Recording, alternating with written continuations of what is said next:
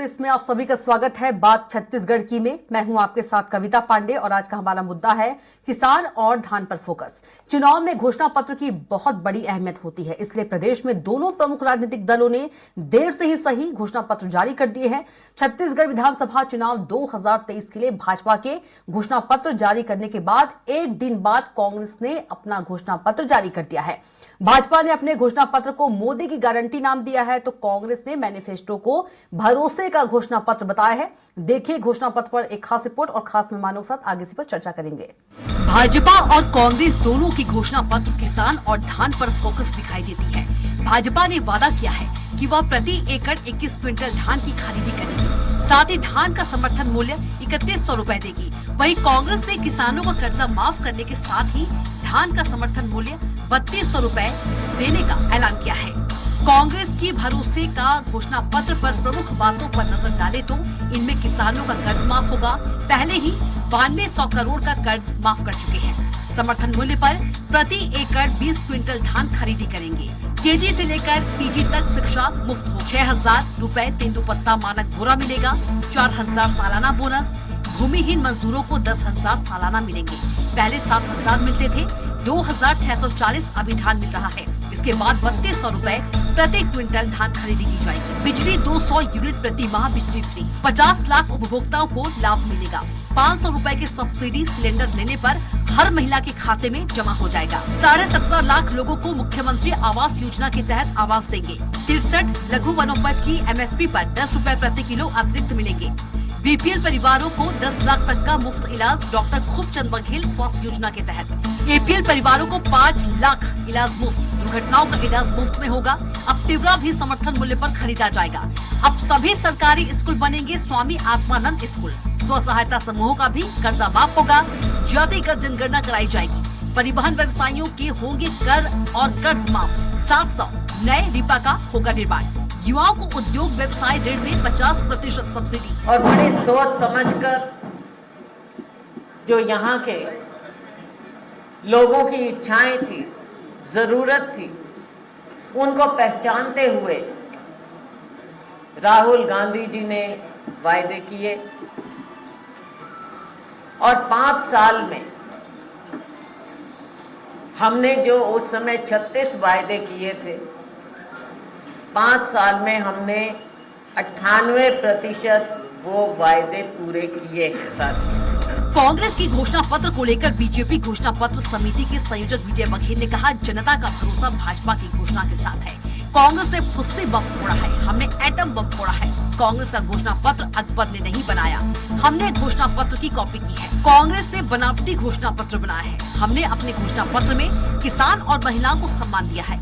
BJP कर्ज मुक्त किसान चाहती है। किसान और हर वर्ग को सशक्त बनाना हमारी प्राथमिकता है। चुनाव के समय शिगुफा छोड़ते हैं। कर्ज माफी का 15 दिसंबर तक बीजेपी सरकार के मुख्यमंत्री शपथ लेंगे। 25 दिसंबर को हम 2 साल का बकाया बोनस देंगे। ये है घोषणा पत्र, बनावटी घोषणा पत्र। और इस बनावटीपन को जनता, छत्तीसगढ़ की जनता अच्छी तरह जानती है। और शायद 2 पन्ने से ऐसा लगता है कि वो 2 में ही सिमट जाएंगे इस बार। जैसे मुख्यमंत्री गए थे ना यूपी में, चुनाव बहुत बड़ा वो बनके पर्यवेक्षक बन के 7 सीट सी वो 2 सीट में आ गई इनके जाने के बाद, वैसे शायद यहाँ होने वाला है। बहरहाल छत्तीसगढ़ विधानसभा चुनाव में मतदान करने वाले मतदाताओं के सामने अब बीजेपी और कांग्रेस दोनों का घोषणा पत्र सामने है। बीजेपी ने जहां अपने घोषणा पत्र को मोदी गारंटी के रूप में सामने लाया है, वहीं कांग्रेस ने इसे भूपेश है तो भरोसा है की तर्ज पर भरोसे का घोषणा पत्र नाम दिया है। अब देखना दिलचस्प होगा कि छत्तीसगढ़ की जनता किसके घोषणा पत्र पर अपने भरोसे का मुहर लगाती है। स्वराज एक्सप्रेस के लिए रायपुर से दिलीप साहू की रिपोर्ट। तो घोषणा पत्र पर रिपोर्ट देखिए आपने और इसी पर आगे चर्चा करेंगे खास मेहमानों के साथ। कांग्रेस प्रवक्ता हमारे साथ सुरेंद्र वर्मा जी हैं, बीजेपी प्रवक्ता राजीव चक्रवर्ती जी हैं और वरिष्ठ पत्रकार कौशल स्वर्णबेट जी हैं। आप तीनों का चर्चा में बहुत स्वागत है। सबसे पहले सुरेंद्र वर्मा जी के पास चलेंगे। सुरेंद्र वर्मा जी, घोषणा पत्र कांग्रेस ने भी जारी कर दिया है, लेकिन बीजेपी इसे नकल बता रही है और कह रही है कि नकल में भी अकल चाहिए और भाजपा की कॉपी बता रही है। बीजेपी का कहना है कि कांग्रेस ने फुस्सी बम फोड़ा है और हमने एटम बम फोड़ा है।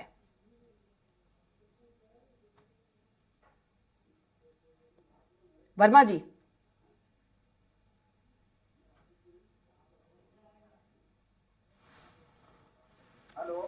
कविता जी आ रही आवाज? जी बिल्कुल आवाज आ रही है वर्मा जी आपकी। कविता जी, कांग्रेस की जो घोषणाएं हैं वो आम जनता की उम्मीद और हमारे जो कार्यकर्ताओं की अपेक्षाएं थी उसके अनुरूप है।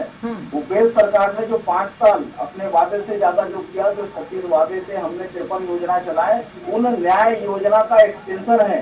जिस तरह से ये कॉपी पेस्ट का ये आरोप लगाते हैं, ये भाजपा का चरित्र है। विजय बघेल जी घोषणा पत्र समिति के भाजपा के अध्यक्ष थे, उनसे पूछा ही नहीं गया। वो चिल्लाते रह गए कि 2 लाख से ज्यादा उनको सुझाव मिले हैं, वो सारे सुझाव रद्दी की टोकरी में डाल दिए। और इनके लिए तो घोषणा पत्र के कोई मायने हो ही नहीं सकते कविता जी।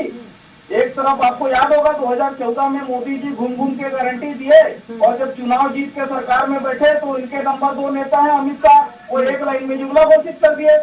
तो वादा खिलाफी जिनका चरित्र है वो किस नैतिकता से घोषणा पत्र के वादों की बात करते हैं। सबसे पहले हमने 20 कुंटल धान खरीदी की बात कही।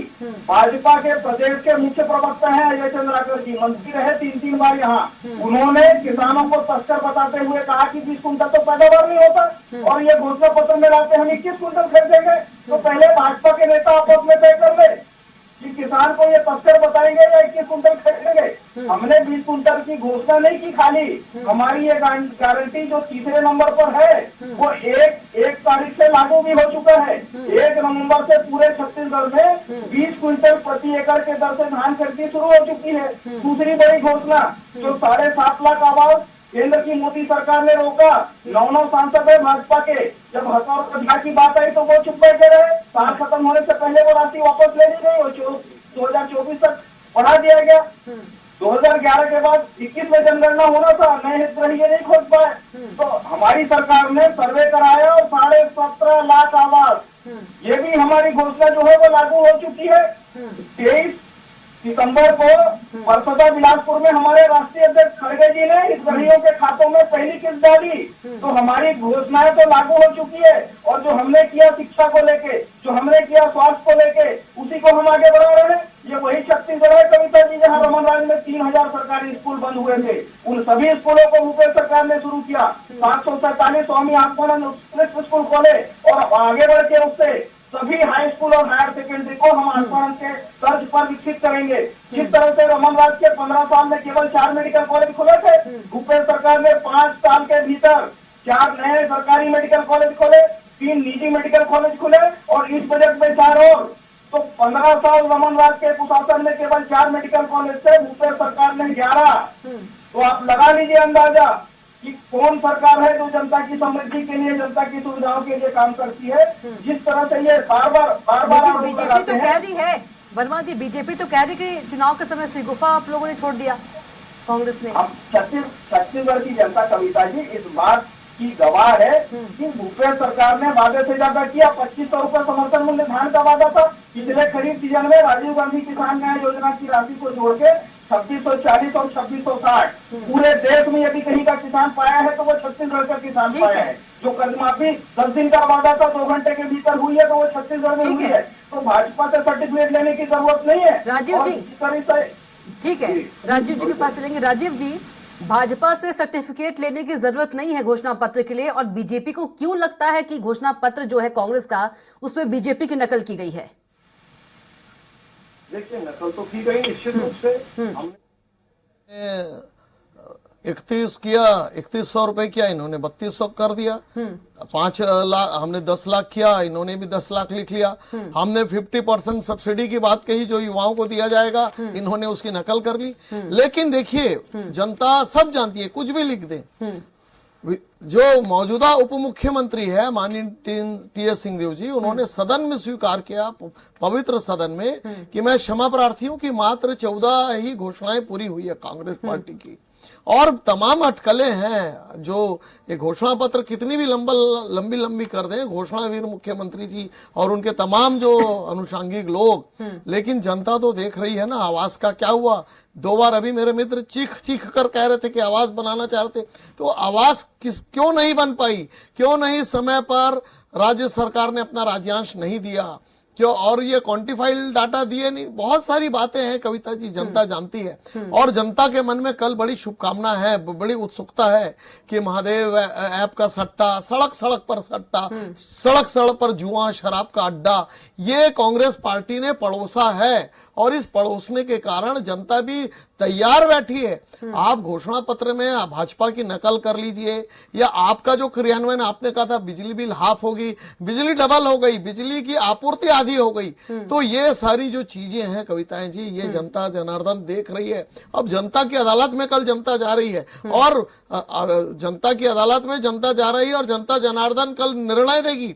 और जनता का मन हो चुका है कि इस कुशासन को उखाड़ फेंकने का, जो कह रहे थे मेडिकल कॉलेज खुले, अब उसमें भी घोटाला, चंदूलाल चंद्राकर मेडिकल कॉलेज का बहुत बड़ा स्कीम हुआ, स्कैम हुआ है। उस स्कैम की आज तक सरकार ने जवाब नहीं दिया है। आप अगर देखेंगे तो मेडिकल कॉलेज तो यूजीसी और सेंट्रल गवर्नमेंट ने बनाया है, ये भवन नहीं दे पा रहे थे, और वो मेडिकल कॉलेज हमारी वजह से बना, किसी एक सरकार नहीं बनाती, वो केंद्र सरकार के अनुशंसा पर बनती है। और केंद्र सरकार की अनुशंसा है कि हर जिले पर अपना एक मेडिकल कॉलेज है। लेकिन रायपुर का मेडिकल कॉलेज, जिसमें पूरे प्रदेश में ये रेफर करते हैं, चिकित्सा व्यवस्था ठप हो गई है। इनके एम्बुलेंस में असिस्टेंट जो नर्सिंग बच्चे बैठते हैं, वो रेफर करते हैं कोई अच्छा मरीज, माने जो कोई सीरियस मरीज आए, लेकिन उसका इलाज नहीं होता, रेफर कर देते। और मेडिकल कॉलेज रायपुर की स्थिति है, 1200 बिस्तर का अस्पताल है, और उसमें 3000 मरीजों की हमेशा से पोजीशन रहती है, वो इलाज नहीं हो पाता है। और स्वास्थ्य मंत्री जी ने अभी घोषणा की कि हम उसमें नया मेडिकल कॉलेज बनाएंगे। मुख्यमंत्री जी बोल रहे हैं हम उसके पीछे नया कॉम्प्लेक्स बनाएंगे। तो ये 5 साल में चिकित्सा व्यवस्था खुद आईसीयू पर है, ऑक्सीजन पर है। अगर कानून व्यवस्था की बात करें तो ऑक्सीजन पर। आज पूरे राष्ट्रीय मीडिया से लेकर लोकल मीडिया में महादेव ऐप की चर्चा की बात चल रही है। ये तमाम घटनाओं को देखने के बाद जनता जनार्दन ने निर्णय ले लिया है कमल फूल को वापस सत्ता देने के लिए। जो 3 शानदार जनादेश उन्होंने दिया था, वो जनादेश वापस देने। लेकिन राजीव जी, आप महादेव ऐप की बात कर रहे हैं, राजीव जी आपने 2 बार महादेव ऐप की बात की, लेकिन सीएम भूपेश बघेल यही कह रहे हैं ना, केंद्र कार्रवाई करती, केंद्र क्यों नहीं कार्रवाई कर रही थी? हाँ, केंद्र ने कार्रवाई किया। अब की ना, जब ईडी से पैसा उगल रहा है, चुनाव के समय जी, ईडी पहले भी कर सकती थी। जब तमाम आरोप सीएम भूपेश बघेल पर लगाए गए, इससे पहले भी कर सकती थी कार्रवाई। नहीं, कार्रवाई कर सकती थी। अभी तथ्य मिल रहे हैं, 500 करोड़ बरामद हो रहे हैं, आरोपी दुबई से अपना वीडियो भेज रहा, मैं आना चाहता हूं, ये तमाम बातें हैं। और देखिए, लेकिन कोई सबूत, कोई प्रमाण, बात हो गई राजीव जी, कोई वीडियो तो मैंने भी देखी, कोई सबूत या कोई प्रमाण? 508 करोड़ की जो बात हो रही है, प्रमाण है, सबूत है, प्रमाण है, सबूत है। और दूसरी बात यह है कि भूपेश बघेल जी ने, सीएम भूपेश बघेल ये भी कह रहे हैं कि मैं किसी को बोल के प्रधानमंत्री पर आरोप लगा देता हूं, क्या प्रधानमंत्री पर कार्रवाई होगी? लगा दें आरोप, वो तो लगा चुके हैं। Pulwama attack, surgical strike fake कहते हैं, वो तो रोज लगाती है कांग्रेस पार्टी। ये सारी चीजें, वर्मा जी आऊंगे आपके पास, बहुत देर से वरिष्ठ पत्रकार भी हमारे साथ। वर्मा जी आऊंगे आपके पास। मिलिट्री, पैरामिलिट्री पर आरोप लगा दिए। अब ये स्थिति आ गई है कि आर्मी, सेना, वायुसेना, कौशल जी के पास जवाब देना पड़ेगा। दोनों ही पार्टी की बात करें तो घोषणा पत्र में धान और किसानों पर फोकस है। तो कांग्रेस ने धान की घोषणा कर बीजेपी से लीड बनाने की कोशिश की है, कहा जा सकता है। कौशल जी, देखिए कविता जी, छत्तीसगढ़ राज्य जब से बना तब से यहाँ की राजनीति का केंद्र बिंदु धान और किसान रहा है। आप देखेंगे जितने भी चुनाव हुए, सब के घोषणा पत्र में धान और किसानों को लेकर बात की गई है। लेकिन पिछले बार जब 2018 के जो चुनाव हुए, तो उसमें जिस तरह से धान का बोनस और कर्जा माफी को लेकर एक तरफा सरकार बहुमत में आई थी, उसको देखकर कहीं कहीं भारतीय जनता पार्टी भी सोच में पड़ी कि इस बार हम क्या घोषणा करें कि हम किसानों को रिझा सके। और यही वजह है कि उन्होंने न सिर्फ कांग्रेस से आगे बढ़कर घोषणा की, बल्कि धान खरीदी की जो सीमा है उसको भी बढ़ाई। तो कहीं ना कहीं आप देखेंगे कि जिस तरह की जो बातें हैं, 21 क्विंटल धान खरीदने की बात कही गई, 3100 में धान खरीदने की बात कही गई है, वहीं कांग्रेस 3200 में धान खरीदेगी। निश्चित तौर पर किसानों को उनकी उपज का दाम मिलना चाहिए। लेकिन सबसे बड़ी बात यह होती है कि क्या उनकी आर्थिक स्थिति सुधर रही है, ये देखने वाली बात होगी। क्योंकि आप लगातार यदि बात करते हैं, महंगाई की बात करते हैं, आपने गैस सिलेंडर 500 में देने की बात की है, तो क्या केंद्र सरकार ये घोषणा नहीं कर सकती कि हम पूरे देश भर के लोगों को 500 रुपए में गैस सिलेंडर देंगे? क्या सिर्फ छत्तीसगढ़ में चुनाव है तो यहाँ घोषणा करेंगे? तो मुझे ऐसा लगता है कि सिर्फ चुनावी वादे नहीं होने चाहिए। यदि आपको काम करना है तो धरातल पर उतर पे काम करना होगा। जिन चीजों को रेवड़ी कहा जाता था वो सभी दल उसी के पीछे भाग रहे हैं। तो जब रेवड़ी की बात होती है तो क्यों आप रेवड़ी बांट रहे हैं? भाई आप लोगों की आर्थिक स्थिति मजबूत करने के लिए काम कीजिए। उनको सिर्फ पैसा देना है करके आप कुछ भी मत बांटिए। आप उनकी आर्थिक स्थिति के लिए काम कीजिए, वो कैसे आर्थिक रूप से संबल हो सके, उनको हम कैसे विकास की ओर आगे बढ़ा सके, इस दिशा में सोचना चाहिए। छत्तीसगढ़ की बात करें तो छत्तीसगढ़ में निश्चित तौर पर किसान बहुत बड़ा एक वोट बैंक दोनों ही राजनीतिक दलों के लिए, यही वजह है कि उनको हर बार फोकस में रखा जाता है। लेकिन आपको एक इंफ्रास्ट्रक्चर डेवलपमेंट की बात करनी चाहिए, आपको एक विजन बताना चाहिए कि हम जब 5 साल सरकार में दोबारा आएंगे या तीसरी चौथी बार आएंगे तो हम क्या करेंगे। छत्तीसगढ़ एक सबसे अमीर प्रदेश बन सकता है। छत्तीसगढ़ में जिस तरह के संसाधन है, यहाँ का जो हीरा है, यहाँ का हीरा विश्व का सबसे उत्कृष्ट हीरा माना जाता है, उस हीरे का दोहन आज तक सरकार नहीं कर पाई है। तो मुझे ऐसा लगता है कि इन जो चीजें हैं, इस तरह की जो चीजें हैं, इस पर फोकस होना चाहिए कि जो हम बात कर रहे हैं कि हम प्रदेश को किस दिशा में ले जाएंगे। हम अपने प्रदेश को विकास की ओर आगे बढ़ाने के लिए मुझे लगता है कि एक विजन होना चाहिए। आप सिर्फ मुफ्त की चीजें बांटकर, मुफ्त के लोगों को ये दिलाकर आप उनको उनके मेहनत से क्यों दूर करना चाह रहे हैं? ठीक है, जो गरीब वर्ग है उनको आप उठाने के लिए बात कीजिए, लेकिन आप हर वर्ग के लिए बात करें।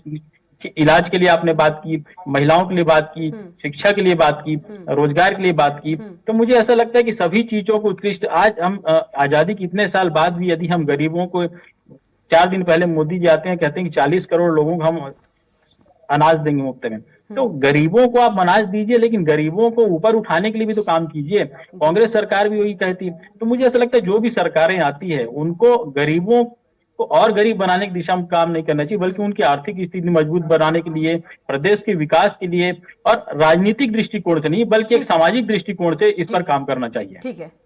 सुरेंद्र वर्मा जी, आप कुछ कह रहे थे। कविता जी, नीति और नियत का अंतर बिल्कुल साफ है। ये नीति आयोग की रिपोर्ट है जो केंद्र सरकार के अधीन है। 56 महीनों में भूपेश बघेल सरकार के दौरान 40 लाख लोग जो है छत्तीसगढ़ में गरीबी रेखा से ऊपर आए हैं। वहीं दूसरी तरफ मोदी जी खुद ही ये दावा करते हैं कि 137 करोड़ आबादी में 81 करोड़ गरीब हैं, जो 2014 में लगभग 20% था, वो आज बढ़ के 65% हो गया। तो भुखमरी, गरीबी, बेकारी और देश पर कुल कर्ज का भार 3 गुना बढ़ा है। जो 55 लाख करोड़ कुल कर्ज था वो 156 लाख करोड़ हुआ है। तो भाजपा के फोकस में चंद पूंजीपति मित्र हैं। अभी बात कर रहे थे ये शिक्षा की। छत्तीसगढ़ इकलौता राज्य है जहां तक आंगनबाड़ी, बालवाड़ी, मतलब केजी से लेके 12वीं तक हम निःशुल्क दे रहे थे। अब हम पीजी तक, मेडिकल, इंजीनियरिंग और आईटीआई की शिक्षा भी निःशुल्क होगी। 25 लाख की स्वास्थ्य सहायता योजना, मुख्यमंत्री विशेष सहायता योजना यहां पर लागू है। और जिस तरह से बार बार ये कह रहे हैं बिजली को लेके, बिजली बिल हाफ का लाभ अपने घर का बिजली बिल देख ले वाजपेयी। ग्रामीण, शहरी, अमीर, गरीब किसी का कोई भेद नहीं है।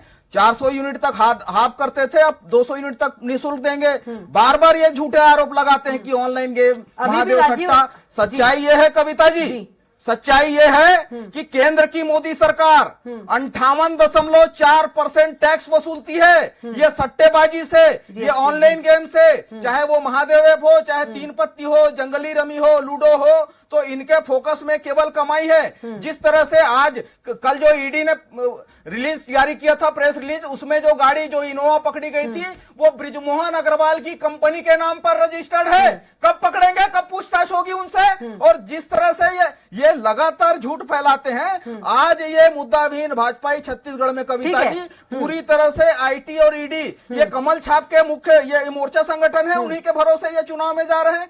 ये तो प्रत्यर्पण संधि है ना, दुबई से प्रत्यर्पण संधि है। केंद्र की मोदी सरकार में यदि हिम्मत है दुबई से उठा के लाए। जब श्रीलंका में गिरफ्तारी हुई थी तो मोदी साहब के संरक्षण में उनको छोड़ा गया और कमीशन खोरी के लालच में, उस अवैध कमाई के लालच में उनको दुबई में संरक्षण देने का काम यदि कोई कर रही है, घोषणा पत्र की बात करेंगे, मोदी सरकार और भाजपा के नेता कर रहे हैं। भूपेश सरकार ने 400 से ऊपर प्रकरण दर्ज किया, 700 से ज्यादा गिरफ्तारी हुई है। बता दे, पूरे देश में चल रहा है। ठीक है राजीव चक्रवर्ती जी, करने नोएडा जाती है तो योगी की पुलिस उन अपराधियों को बचाती है। ठीक है वर्मा जी, हमारे पुलिस के खिलाफ अपहरण का अपराध दर्ज करते हैं। राजीव जी, बचाने वाले बीजेपी को क्यों लगता है, और आरोप कांग्रेस पर। राजीव जी, बीजेपी को क्यों लगता है कि कांग्रेस ने फुस्सी बम फोड़ा है और आपका जो घोषणा पत्र है एटम बम है? ऐसा क्यों लगता है? एक तरफ आप लोग बता दें कि नकल भी किया है। कांग्रेस ने पिछले बार जनता के सामने बड़े बड़े फटाके लगाए और उन फटाकों की तैयारियों को देखकर जनता को लगे बड़ी सुंदर आतिशबाजी होगी, लेकिन जब आतिशबाजी हुई तो उसमें से लगभग सारे आतिशबाजी बुझे हुए निकले। तो आज फिर उन्होंने आतिशबाजी लगाई है और सारे आतिशबाजी भीगे हुए हैं, झूठे आश्वासनों से भीगे हुए हैं, फर्जी खोखलों के आश्वासनों से भीगे हुए हैं कि जब जनता को पिछली बार जो पिछली इनकी घोषणा पत्र थी 36 बुलेट पॉइंट, वो सारे बुलेट पॉइंट पानी में भीगे हुए निकले, वो निकले ही नहीं।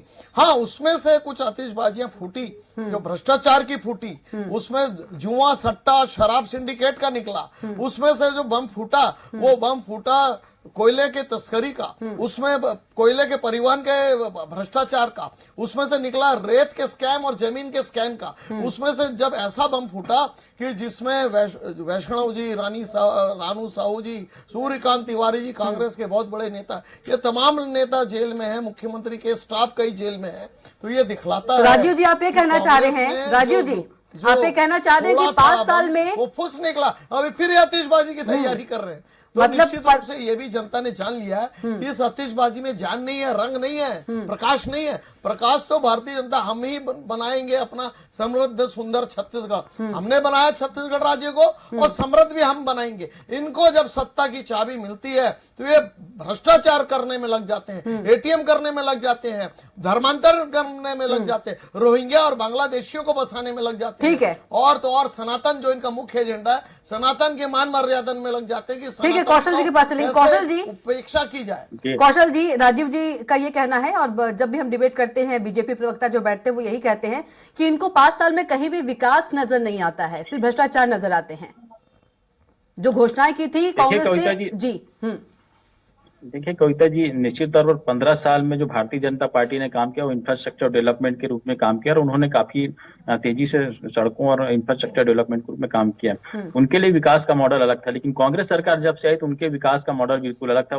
कांग्रेस के फोकस में बिल्कुल गांव गरीब किसान मजदूर रहा है और आप देखेंगे कि पहले दिन से उन्होंने जिस तरह से काम किया तो निश्चित तौर पर यही इंफ्रास्ट्रक्चर डेवलपमेंट की आप बात करेंगे तो उतना तेजी से हुआ है, वैसा विकास नहीं कर पाई जैसा 15 साल की भारतीय जनता पार्टी के शासनकाल में हुआ है। लेकिन आप देखेंगे जो आर्थिक स्थिति उन्नति की जो बात कही जा रही कांग्रेस की ओर से जो दावे किए जा रहे हैं उसका उदाहरण भी कुछ जगह देखने को ये मिलता है कि जैसे त्योहार रहता है, जिस तरह से राजीव गांधी किसान न्याय योजना के पैसे देने के जो सिस्टम उन्होंने बनाया है, निश्चित तौर पर जब त्योहार होता है उसके कुछ दिन पहले तक किसानों के खाते में पैसा आता है। तो अब जो किसानों की स्थिति है बहुत ठीक है, इन किसानों की संख्या कम हो सकती है लेकिन किसानों की स्थिति थोड़ी सुधरी है और जब त्योहार होता है उसके पास उनके खाते में पैसा आता है तो उनको अब कर्ज लेने की जो जरूरत है, उधारी लेने की, कर्ज नहीं सॉरी उधारी लेने की जो जरूरत है वो कम पड़ता है। क्योंकि जिस तरह की चीजें उन्होंने डेवलप की है, निश्चित तौर पर ये बातें कुछ लोगों को रेवड़ी लगती होगी लेकिन मुझे लगता है कि जो जिससे आर्थिक संबल बन रहा हो किसी चीज का, भारतीय जनता पार्टी उसी दिशा हम बात करें कि हम कांग्रेस की आर्थिक उन्नति बढ़ाना चाहते हैं तो मुझे ऐसा लगता है कि यदि आप किसी चीज की बात करते हैं, फोकस होकर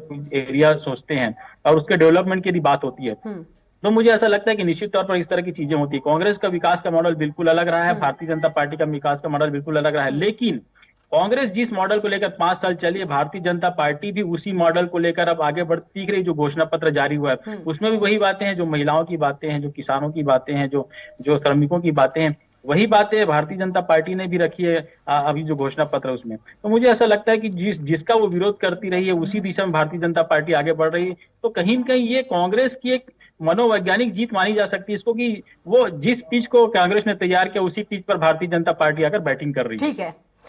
सुरेंद्र वर्मा जी, कल पहले चरण का मतदान है 20 सीटों पर, एक तरफ गारंटी है एक तरफ भरोसा है। क्या लगता है छत्तीसगढ़ की जनता गारंटी को चुनेगी या भरोसे की ओर जाएगी? छोटा जवाब दीजिएगा क्योंकि राजीव जी के पास चलना है, बहुत कम समय है। भूपेश पर भरोसे की सरकार को एक बार फिर से जनता आशीर्वाद देगी। नया योजनाओं का एक्सटेंशन है उस पर फिर से, क्योंकि हमने किया है उस आधार पर हमारी सरकार वोट मांग रही है। हमारे फोकस में आम जनता का हित है, ये प्रमाणित किया है भूपेश सरकार ने। कृषि विकास दर राष्ट्रीय औसत से बेहतर है। जो रमन राज में ठगी होती थी बोनस के नाम पर वो खत्म हुआ है। जिस प्रकार से सेवा के क्षेत्र में हम राष्ट्रीय औसत से दुगने बेहतर हैं। उत्पादन जो है सीमेंट और स्टील के उत्पादन के साथ साथ तमाम क्षेत्रों में, तो अर्थव्यवस्था में जो मंदी मोदी राज में आई है, जो भुखमरी इंडेक्स में 55 से 111 स्थान पर बढ़ रहे हैं, पीछे लुढ़क रहे हैं, वहीं भूपेश सरकार ने पूरे देश के सामने मानक स्थापित किया है अर्थव्यवस्था के मॉडल का। हमारे यहाँ जो है किसान सबसे ज्यादा समृद्ध है, हमारे यहाँ का वनोपज संग्राहक सबसे ज्यादा कीमत पा रहा है। जो 2500 में यरमनराज में खरीदते थे तेंदुपत्ता 4000 में खरीद रहे हैं, आगे 6000 में खरीदेंगे। तो भूपेश सरकार ने करके दिखाया है। हम कर्ज माफी करते हैं किसानों का, महिला बहनों का 12 करोड़ जनता मतदाता जो है वो भरोसे की ओर जाएगी। ठीक है पूंजीपति मित्रों राजीव जी, सरकारी गारंटी बैंक और शेड्यूल बैंक मिला के 24,95,000 का अपने पूंजीपति मित्रों का ये माफ किया है। तो स्वाभाविक सी बात है कि आप गारंटी की ओर ही जाएंगे, क्या कुछ कहेंगे? जी, प्रधानमंत्री जी ने बड़े बड़े जनसभाओं में कहा, जन सैलाब के समुद्र के बीच कहा कि ये मोदी जी की गारंटी है, और वो गारंटी दिखलाती है। जिस प्रकार से स्वच्छता अभियान, जिस प्रकार से भारत आर्थिक तरफ से स्वावलंबन हुआ है, जिस प्रकार उद्योगों का क्रमागत विकास हुआ है, यहाँ के किसान किसी कर्ज के मोहताज नहीं रहेंगे। 3100 रुपए धान या 2100 एकड़ की बात है, एक मुश्त दिया जाएगा, कांग्रेस की तरह नहीं, पांच किस्तों में, 4 किस्तों में। तो जो त्योहार मनाई जाएगी, दिन में होली, रात दिवाली, रोज मनाएगी भारतीय जनता पार्टी। ये जो हरिवंश राय जी की कथन था वो दिखा कर रहेगी, क्योंकि भारतीय जनता पार्टी का आधार है जनता, जन जन की पार्टी, किसान मजदूरों की पार्टी। लास्ट कमेंट देंगे कौशल जी से। उस हिसाब से लोग मोदी जी की गारंटी पर विश्वास करेंगे, और हमारी सत्ता आ रही है, अश्वमेध का घोड़ा चल चुका है, और जनता, जनार्दन, मजदूर, किसान, महिलाएं, सारे लोग इस कारवां के साथ चल पड़े हैं। कौशल जी, किसके घोषणा पत्र की ओर जो मतदाता है, जनता है, वो जाएगी? क्योंकि पहले चरण का कल मतदान है 20 सीटों पर। देखिए कविता जी, निश्चित तौर पर भारतीय जनता पार्टी और कांग्रेस की घोषणा पत्र में बहुत सारी समानताएं हैं, लेकिन कांग्रेस ने जो 20 घोषणा पत्र जो 20 बिंदु जारी की, उसमें 17 घोषणाएं पहले वो कर चुकी थी, लोगों की पहुंचा चुकी थी। लेकिन भारतीय जनता पार्टी के घोषणा पत्र आने के बाद लोगों को पता चला कि क्या होने वाला है। तो दोनों ही दल के जो प्रतिनिधि है, जनप्रतिनिधि है, वो लोगों के बीच किस तरह अपने घोषणा पत्र को लेकर जाएंगे और कितना जल्दी उन तक पहुंच पाएंगे, मुझे लगता है तभी इसका असर हो दिखेगा। क्योंकि भारतीय जनता पार्टी ने काफी देरी कर दी घोषणा पत्र जारी करने में, उसके पहले कांग्रेस अपनी घोषणाएं लगातार करती जा रही है। तो मुझे लगता है कि मतदाताओं तक जो जितना जल्दी पहुंच पाएगा अपनी चीजें बताने के लिए, उसका फायदा होगा। जी, तो चलिए आप तीनों को बहुत बहुत धन्यवाद चर्चा में आने के लिए। सुरेंद्र वर्मा जी आपका भी, राजीव चक्रवर्ती जी आपका भी, और कौशल स्वर्णवेद जी आपका भी। तो आज का हमारा मुद्दा था किसान और धान पर फोकस। तो पहले चरण का कल मतदान है 20 सीटों पर। अब देखना हो कि जनता किस ओर जाती है, गारंटी की ओर या भरोसे की ओर। तो फिलहाल के लिए बात छत्तीसगढ़ की में इतना ही। आप देखते रहिए स्वराज एक्सप्रेस। नमस्कार।